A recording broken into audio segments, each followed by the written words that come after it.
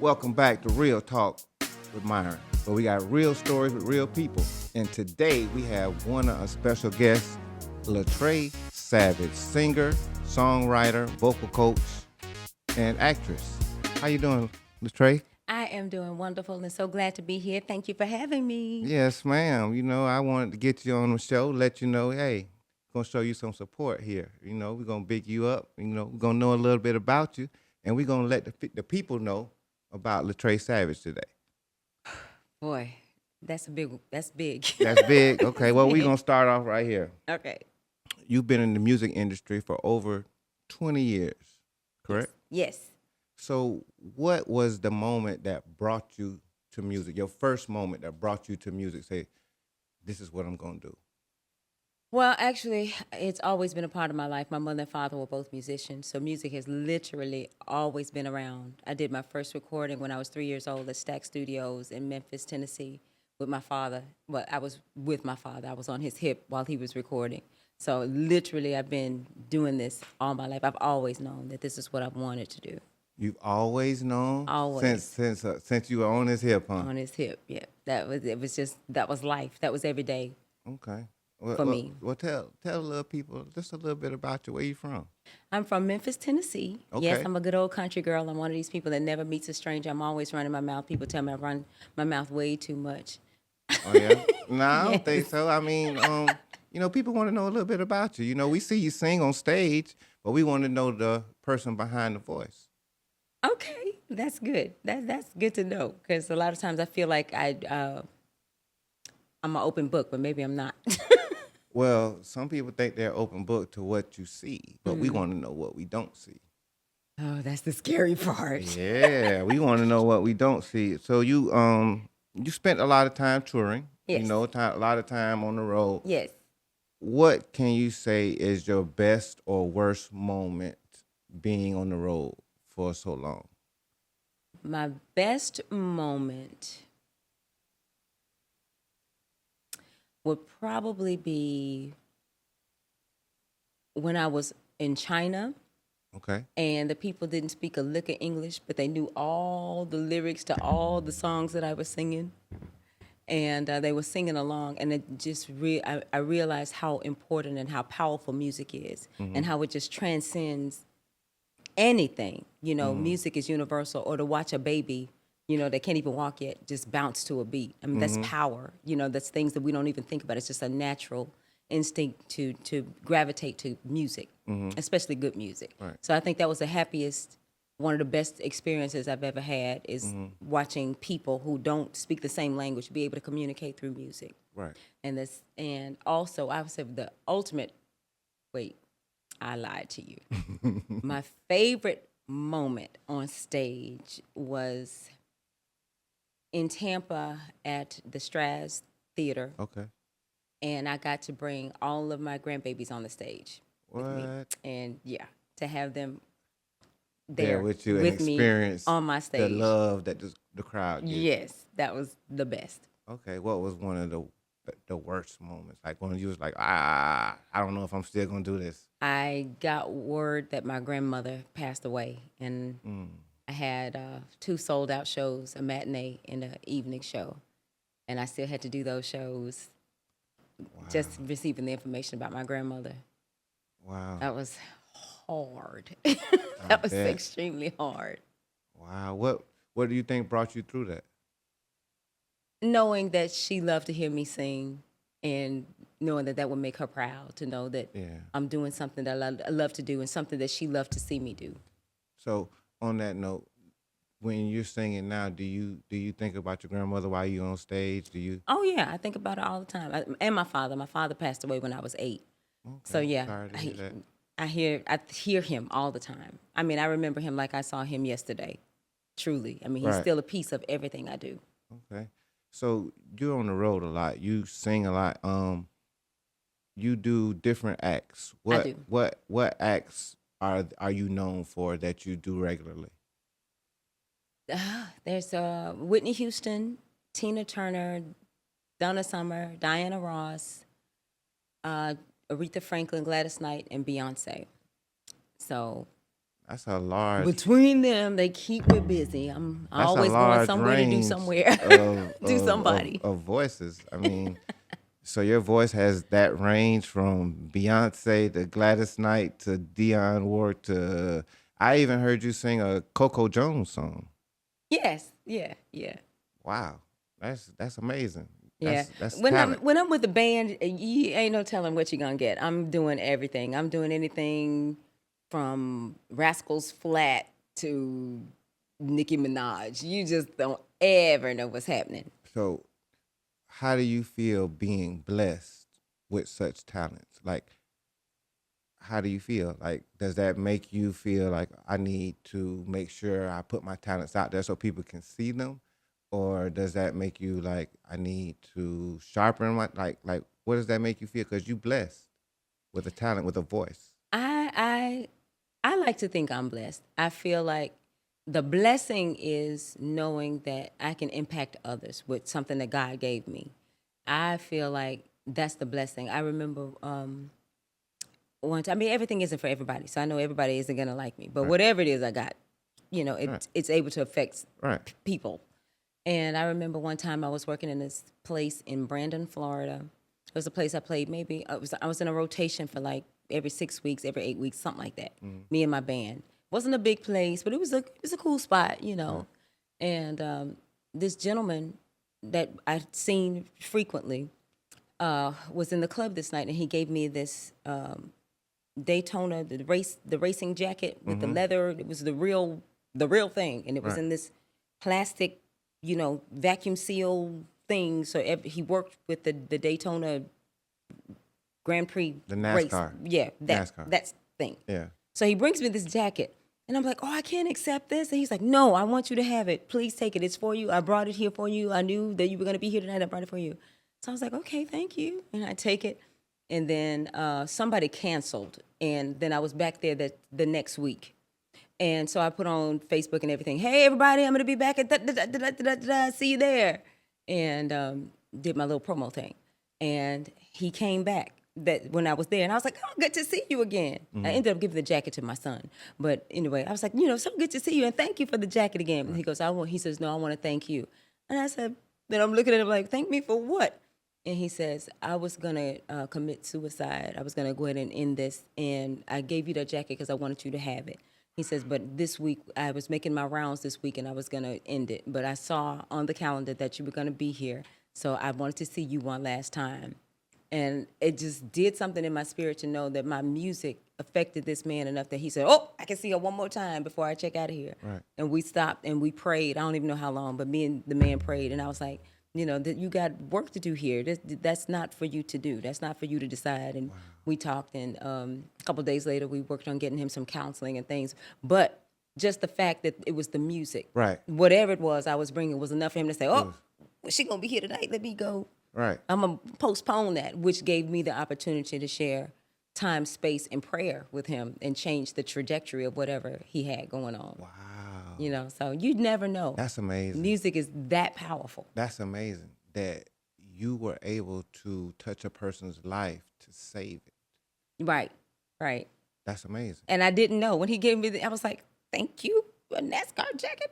Okay. I don't think the NASCAR jacket was just like a token of what he could give you to show you right. how At the much time I didn't realize that though. he felt when he saw you or heard you. Right. And some people, they don't have money. Some people, they don't have fancy things, but whatever he thought he probably cherished, he thought maybe he'd give it to you as a token of your appreciation. That's the biggest, Right. thank you. Yeah. You know what I mean? And do you get, I know that's one that touched you, but do you get a lot of things like that happen? Or is that just like, once in a blue moon, you might hear a story where you touch the fan, sometimes people, they see music and they react in certain different ways. You know what I mean? And some people scream, pass out. You know what I mean? Some people come to the show just to heckle. You know what I mean? So you never know what type of fans you have. So have you ever came to you said you had this horrible fan moment? Have you ever had a A horrible horrible fan fan moment? moment? The most horrible fan moment I've ever had was at the Gator Club in Sarasota. I was on the stage with my band, and I'm playing the cowbell, and I'm doing my thing, and my fellas they're playing, and we're just in it. And I was looking at my keyboard player this way. Drunk man on the floor falls into my monitor and then into the stage, hit my mic stand. Mic hits me in the head and pops my eye wide open. So I'm just oozing What? blood on the stage. And you kept going? And I'm like this trying to see. My bass player jumps off and grabs the guy. I'm like, with the bass still on his neck. I was like, oh, it was horrific. It was horrible. But I'm trying to play it. I got blood and it's just going everywhere. He just popped right at that bone there. So the blood was just coming, you know. Right. But that was probably about the worst. That's And then the worst. I got my teeth chipped, same thing. Somebody fell into the mic and popped me and chipped my So when my you two on front stage, teeth. you basically had to have insurance on yourself Right. because you don't know what can happen. You never know. You never know. Wow, You that's- had to be beat. I need hazard pay. Yeah, I'm saying you need a hazmat suit, look like. But being a woman in the industry for decades, what are the pros and what are the cons? Like from what you see, and from doing it and seeing it from 20 years. I think women are definitely not valued the same as men. I've had my own band for some years now, and I know that the offers that I get, the compensation that's offered to me is not what they offer all male bands. I'm very well aware of that. So that's a stigma that I fight all the time. I fight a lot with sound engineers. I don't know, engineers just seem to feel like singers are just singers. You don't know anything, and I can tell you, okay, I deal with this girl every day, all day. So when I'm telling you I need some help on my mid-range, Right. give me that. Don't mean suck all the bottom. Don't take all the bass out the voice. Right. Just give me a little help on the mids. And then they'll do this stuff and they'll fix it temporarily and then change it back like I don't know. It's like, dude, you do understand. I realize you changed it right back. So it just makes you look like what they call, the B, all the time because I'm not supposed to know these things. Right. I'm not supposed to understand these things, Right. Or they don't even hear you. Or you tell them what I need on the mic. I'd like a little reverb. I like whatever it is I want. Right. And then they're looking at me like, yeah, whatever.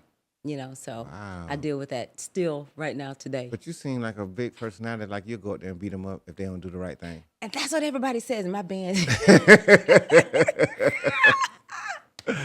You look like you'll just go out there and beat them up if they don't do the right I thing. do. Yeah. I didn't know You I got looked this like little that. voice, but I can see you sometimes you have that face like, don't play with me.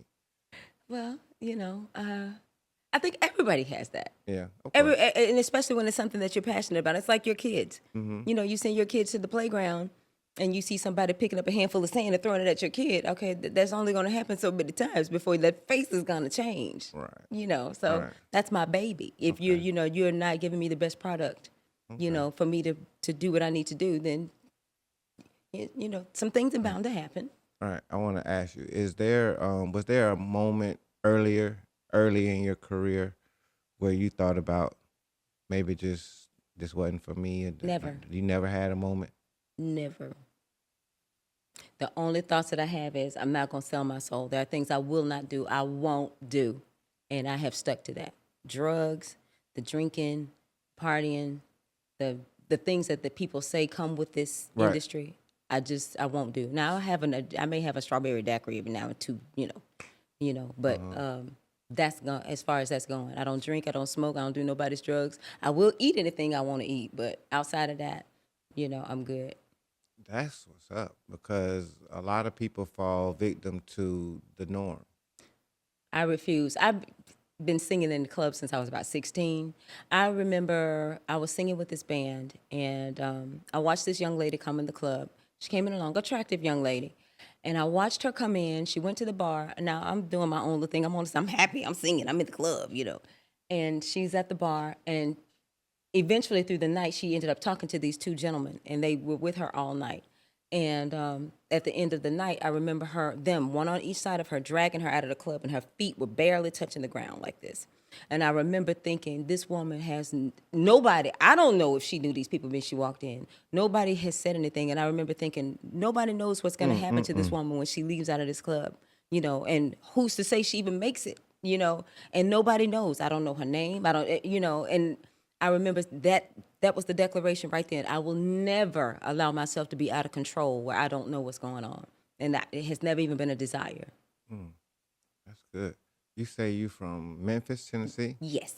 So where you from, has it done anything like to make your music like the way you are? Like, do you make Tennessee music? Do you make music like from where you from sound? Because I heard you say something about Southern Sultry.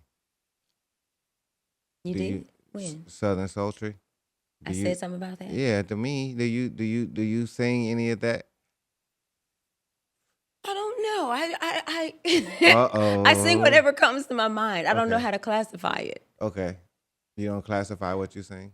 I don't. Okay. I don't.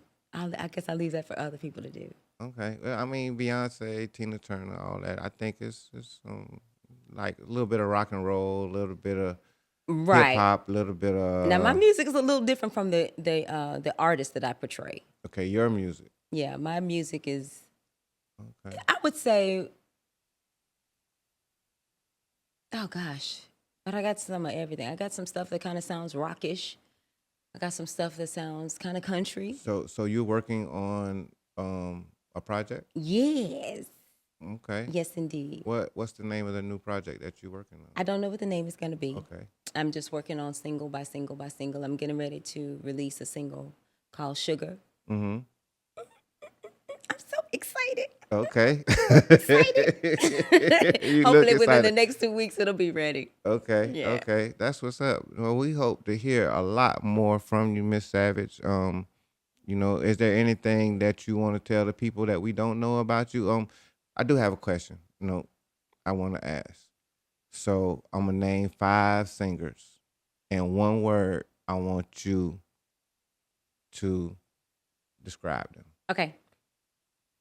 Dun Okay. dun dun. Okay. Now Okay. it's gonna be a mix. Coco Jones. New. Okay. Beyonce. Strong. Okay. Whitney Houston. Powerful. Okay. Christine Aguilera. That's one of my favorites. Duplication. She's a duplication? You think she duplicated somebody? Who she duplicated? Tina Turner? No, Aguilera is a Mariah Carey byproduct to me.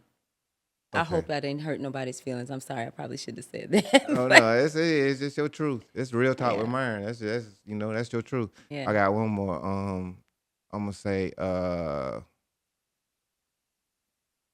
Gladys Knight, Oh, original. original. Are there any singers that you like admire? You like, you know what? I wish I had that type voice, or I wish my voice reached this, or is there any singers like that? No. Why? Because your voice just reaches. You have that range. You can just go from Tina Turner, Whitney Houston to. I feel like whatever gifts A, B, and C have, those are the gifts for them. So I'm gonna just cultivate what I have, what God gave me. I'm gonna do the best I can with that, What, to Latrai Savage? enhance that. Okay, okay. We loving it. We loving it. We loving it. We loving it. Well, we'd like to thank you for coming on our show today. Thank you for having me. Of course, of course. Is there any place that they can find you? And I did ask you if you were gonna sing, but I don't know if you want to. You could tell me if you do or not. I can do. Just give a me verse okay, of my okay. new song that's coming out called Okay. Sugar. Okay, give me a verse. I don't know what it's gonna come. It's early in the day for a sister to be singing now. Oh Lord.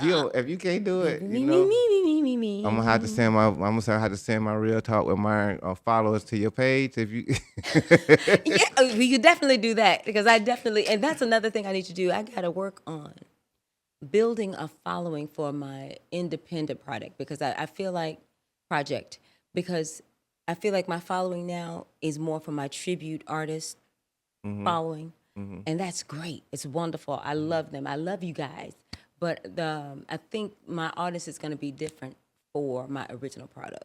Okay. So I'm working on trying to merge the two genres. Okay. And I haven't quite figured out how to do that. So if you all are interested in original product, original material, new independent artists, please, please, please, please, please join me and share my information because I don't think I'll disappoint. I think you'll like what I got to hear, what I got to say, what I got to share. Let them know where they can find you. On all the social media platforms, everything is my name, Latrai Savage. I know that's a weird name. You're not going to remember it. It's Latraia, Savage. Yes, that is my biological name. I am the onlyest one in the world. I couldn't hide from the FBI if I wanted to. But anyway, Okay. but anything, if it's Instagram, Twitter, whatever it is, it's all Latrai Savage. Okay. Well, you can give us. We gonna go on out, but you can give us a little verse of your song Oh on God, the way I out. hope it comes out right. Don't you judge me if it don't come out right. Hold on now. This a no judge zone right here. No. Okay, but can I get a finger snap? Okay. I need to think about what I've been doing. This stuff is way too hard right now. I really gotta face what's going on. Oh yeah, I'm tired. Your every Wednesday, this is getting tired. I think it's time for me to show you how you grab me help like I'm going gone. Hey, cause when I was good till you couldn't keep you off of me, you would make love to me every day faithfully. Now let me see, is the only thing you say to me like I'm a side chick, a number 2, a number 3. I can't hit the other part. It's too early. Good. We good. We thank you. It's been a real talk with Myron. And next episode, we'll catch